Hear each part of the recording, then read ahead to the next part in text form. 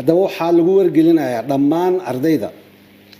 imtixaanka sanad dugsiyeedka 2018 2019 u fariistay inay natiijadooda ka fiiriyaan mareegtada www.sonnep waa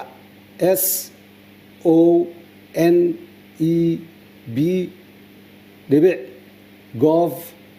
oo u qormayso gov.so waxaa ka fiirsan doontaa shaashada aan hadda idin hor taalo iyadoo muddo ku qoraanayso si aad u guursataan halka qof kasta oo natiijada roll numberkiisa si uu u arko natiijada gaarka ah macnaheedu waxa waaye marka website-kaas gashid waxaa arki doontaa meel ku warsanayso inaad roll numberkaaga gelisid markaa gelisidna natiijadaadaad helaysaa insha allah wasaaradda waxay u mahad celinaysaa dhammaan intii gacan ka geysatay taabagelinta imtixaanka oo ay ugu horeeyaan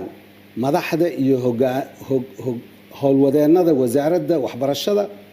heer federaal iyo heer dowlad goboleedba hay-adaha amniga macallimiinta iyo bahda waxbarashada dhammaantood 10 arday runtii magacyadooda halkan laga yeeriyay war saxaafadeedka ku soo dhaxbaxay waa ardayda wasaaradda waxbarashada ay u aqoonsatay inay yihiin 10 arday ee sanad dugsiyeedkan 2018 2019 ardadii ugu dhibcaha badneed sida dhaqanka wasaaraddu ahaa 10kaas ardadood waxay heli doonaan waxbarashada ay rabaan oo bilaash u noqon doonto hadday tahay waddanka gudihiisa iyo hadday tahay waddanka dibaddiisa 10kaas arday minxooyinka min scholarshipska ugu wanaagsan